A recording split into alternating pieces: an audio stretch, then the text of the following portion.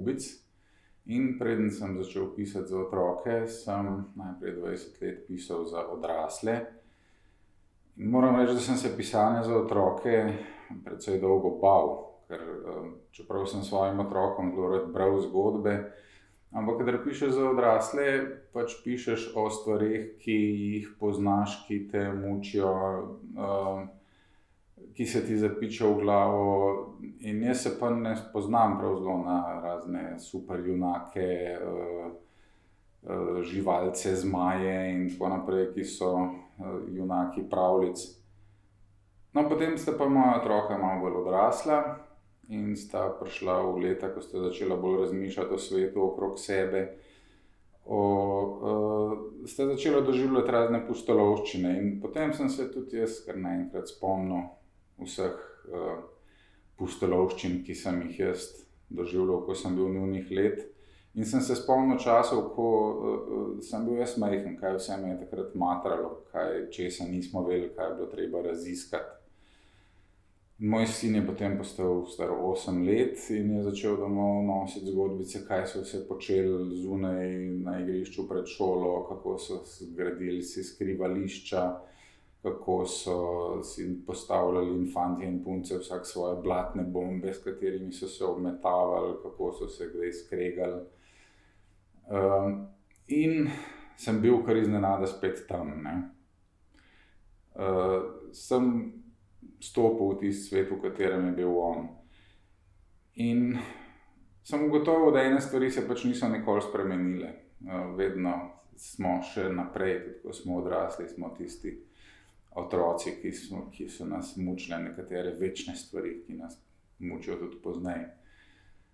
In potem je pa kar naenkrat padla ideja za prvo zgodbo, čisto po naključju. Nekega dne smo se peljali v avtu z družino in je na radiu bila ena pesem ene skupine iz časov moje mladosti od Ramonsov. You should never have opened that door. Nikoli ne bi smel odpreti tistih vrat. In sem začel razmišljati, to je bila sicer ena taka pesem iz neke grozljivke, ne, tam so bile neke strašne pošasti za tistimi vrati. Ampak kaj bi lahko bilo tako groznega za tistimi vrati, da ne bi bilo grozljivka, ampak bi se pač vseeno nek tak fant, kot je moj sin, zelo prestrašil, nekaj, kar bi ga potem morilo in ne bi vedel, kako to rešiti in bi mu bilo žal. In sem se čistko spomnil, recimo, da on odpre vrata na šolskem stranišču in zagleda eno svojo sošolko, ki noter joka in on ne ve, zakaj joka in ne ve, kaj bi zdaj naredil. In mora nekako rešiti to situacijo. In to sploh ne kakšna taka sošolka, ko bi on zaljubljen vanjo ali karkoli, samo pač en drug človek, ki mu je treba očitno pomagati. In potem se mi je začela domišljija delati in še preden smo se z avtom pripeljali domov, sem imel v glavi že narejeno celo zgodbo, kaj vse se zgodi in temu fantu, kdo je ta punca, kdo je njegov prijatelj, s katerim potem naredita celo pustolovščino, kako skupaj potem na koncu postanejo ena skupina najboljših prijateljev, ki se imenuje Trio Golaznikus. Zdaj, zakaj je nastala iz tega serija?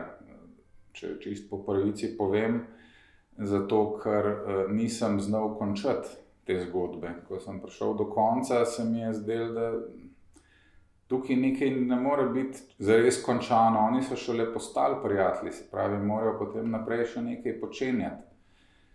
In postali so mi zelo simpatični, zdaj so se mi tako fajn, da bi rad z njimi še kaj naprej delal. In potem sem se moral spomniti še vseh mogočih drugih zgodb iz svojega otroštva, začel poslušati svojega sina, kaj vse mi pripoveduje. In zgodbe so se začele kar sestavljati same iz sebe. Te trije junaki, ta glavni junak Tomaž, on nekako temelji napol na meni, ko sem bil jaz majhen, napol na pač mojemu sinu in je po svoje podoben obema nama. Rad riše, rad fantazira, razmišlja, se sprašuje o veliko stvareh, svoje starše sprašuje o raznih stvareh. Je mogoče malo štorast, je malo zaljubljen, pa niti ne ve, da je zaljubljen, oziroma si noče priznati. Ima pa pač dva prijatelja, ki ga dopolnjujeta, ki sta drugačna od njega. Ta njegov najboljši prijatelj Liam je bolj športen, je tak lepotec, ko so vse punce v razredu zaljubljene v njega.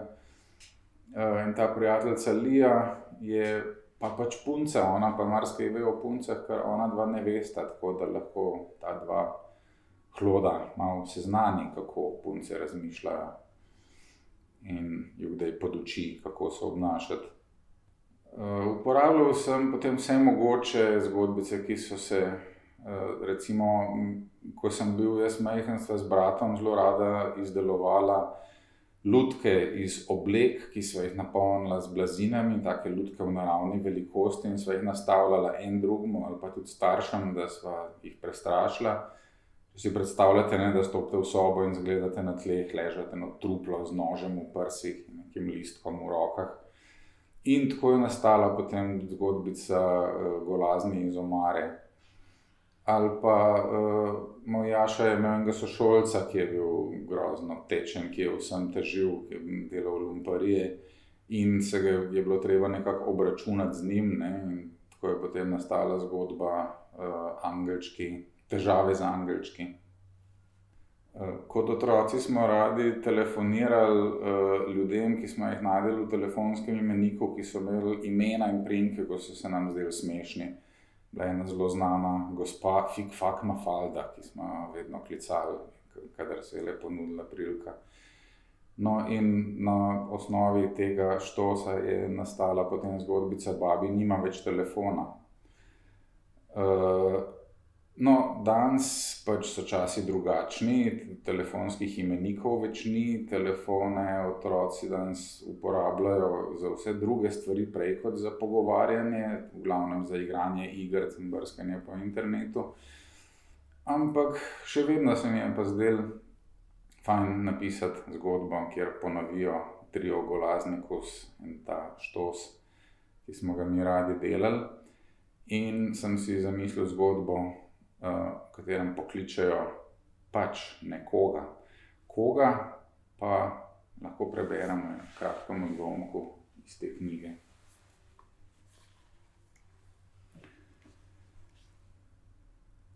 Ne, telefon je fajn zato, ker lahko z njim čisto vsakega pokličeš. Ja, zdaj lahko kličem samo oče in mamo, je rekel Liam. Halo, a imata mogoče vidva telefon? Ja, ne, ampak vsakega, ki ima telefon, pa lahko pokličeš. Liam ju je sumničavo pogledal. Kaj pa potem, ne vem, recimo predsednika Amerike ali pa Slovenije? No, predsednik ga sigurno ima, je rekla Lija, in če ga ima, ga lahko pokličeš.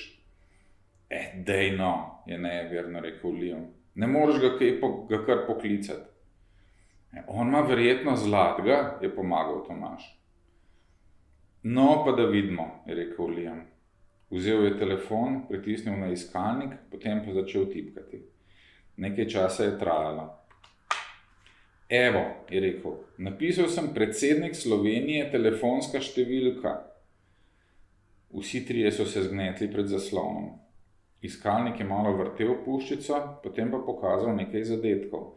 Prvi se je začel s telefonsko številko. Na vrhu je bilo tisto, kar je napisal Liam, pod telefonsko pa preizkusi vadbo ali jogo v vodi, klikni za več informacij. Dobro, to je bilo malo čudno, ampak vsi so bili navajeni, da na internetu nobena stvar ne pride brez neke brezvezne reklame zraven. Zato se niso pustili zmesti. To je to, je vzkliknil Tomaž. Liam je zajel sapo. Ampak, a on hoče, da bi mi z njim vadili v vodi? Dej, to je samo reklama, kot da še nisi videl reklame. Poklič številko. Samo, kaj lahko človek sploh reče predsedniku države? Lija in Tomaž sta se spogledala. Dober dan, gospod predsednik, je predlagala Lija. A ni vaša ekscelenca? Vprašaj ga, če ima res zlat telefon, je rekel Tomaž. Povej mu, da se bo Triogolaznikus bojeval za njega, je rekla Lija. Liam je omahoval. Jaz bi se raje za lorda Mračnega, je rekel. To ne moreš tako, je rekla Lija. Moraš se bojevati za svojega. Ja, ampak če se bom bojeval za lorda Mračnega in bo on zmagal, potem bo on postal moj predsednik, je rekel Liam. Tomaž je bil videti zamišljen. Ampak mene pa nekaj zanima, kar bi res lahko samo on povedal, je dejal. Kaj? A predsednik države tudi hodi kakat? Liam in Lija sta se spogledala in prasnila v smeh. Mislim, saj smo bili jeseni s šolo pri njem na obisku v palači, tam živi med zastavami pa ogledali pa lestenci pa zlatimi stoli, jaz si tam še lulat nisem upal iti. Liam in Lija sta se tako smejala, da je potem vseeno rekel, no, sej vem, ne moreš ga vprašati tega. Zakaj pa ne, se je hitala Lija, sej kakat ni grda beseda, srat je grda beseda. Sej ima Rito, se je smejal Liam. Moj oče je rekel, je rekla Lija, da ima na televiziji zmeraj tak frisko, da že 3 tedne ni bil na skretu. Liam se je krohotal. Zdaj je bil videti precej bolj pogumen kot še malo prej. Potem ga bom pa točno to vprašal, je rekel in pritisnil na številko na zaslonu. Telefon je prislonil k ušesu in poslušal. In je čakal. In čakal. In končno se je na drugi strani nekaj oglasilo. Dober dan, gospod ekscelenca, kdaj ste šli vi nazadnje kakat? Je zavpil v telefon. Tomaž in Lija sta se tako smejala, da sploh nista slišala, ali je na drugi strani žice kakšen glas. Tudi Liam se je, potem pa se je nakremžil in vprašal, a ni to predsednik Slovenije? Še malo je poslušal, potem pa dal telefon od ušesa in razširil roke. Ena ženska je bila, je rekel. Je rekla, da bi me za ušesa, če bi bila moja mama. A je bila predsednikova žena? Po mojem ne, je rekel Liam, ker je rekla tudi eno grdo besedo. Kaj je bilo naprej, pa lahko preberete v knjigi.